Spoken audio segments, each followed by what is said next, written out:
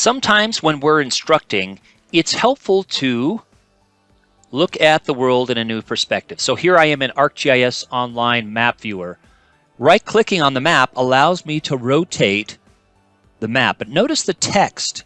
The text is straight up and down still. But now you've got a really interesting, different kind of perspective on the world. What can you do with this?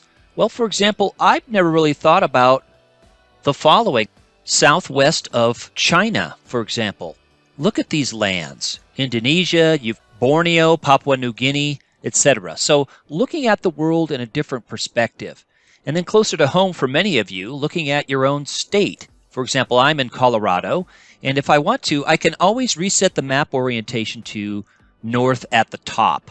But if I, again, right-click on ArcGIS Online Map Viewer, and then I can rotate. Now I see some things in a different perspective. I still have the text straight up and down so I can read it, which is good. But now I've got, okay, maybe in this perspective, I didn't realize how large the Great Plains are in eastern Colorado. Now it's off to the west in this particular view, but it's still on the eastern side of Colorado. But maybe I see things in a different way that I couldn't quite see before. And you still have the capability, by the way, of doing the following. I want to look for river systems. What do I have here at my fingertips? I've got World Hydro, and one of my favorite layers is the ESRI World Hydro layer. So I'm going to go ahead and add that. And now what I have is a scalable set of layers. For example, I've got these layers here. Let's pop up a legend. And now look at this. I can see, okay, the Red River is flowing north into Canada. Okay, all the way up to Lake Winnipeg, on over to Hudson Bay. Interesting. Here in Colorado, again, focus on your own area. I can see the watershed boundaries. I can tilt this just a little bit so I've got south right at the top of the map. And I can see these river systems, again, looking at it in a different perspective. Maybe I didn't realize the Rio Grande was so long in Colorado before it flows into New Mexico, and the Arkansas, the South Platte.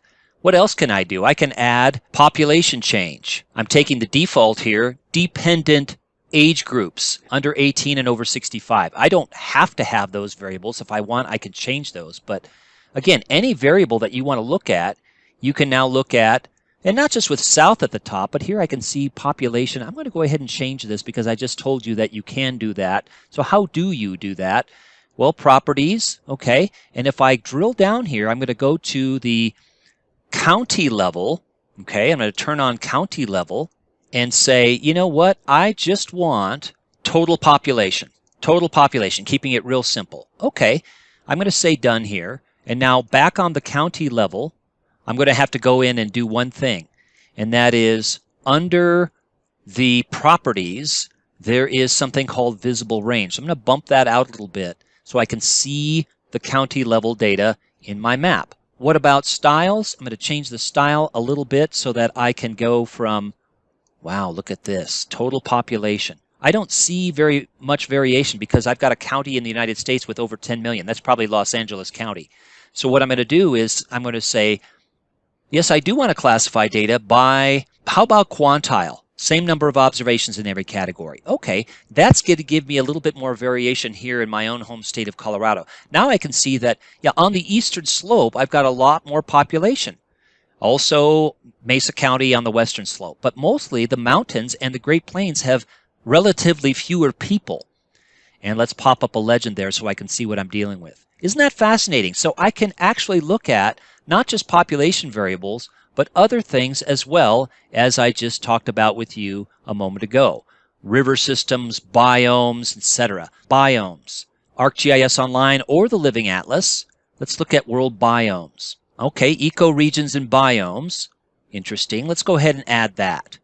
Okay, so now I can see, and this is again, we're going over to styles and properties. Properties, and let's go to transparency. Let's make that a little bit transparent so I can see some of the political boundaries behind the biomes. So now I'm going to pop up that legend over here. So now I can see that, wow, look at this. Temperate grasslands extending all the way up into sort of the northern part of the Canadian provinces, which is now shown at the bottom of the map. But look at the extent of the temperate grasslands, savannas, and shrublands. That's a huge province of biomes. And then what's this over here? You've got boreal forests, the taiga, and that goes, of course, into Scandinavia as well and into Russia.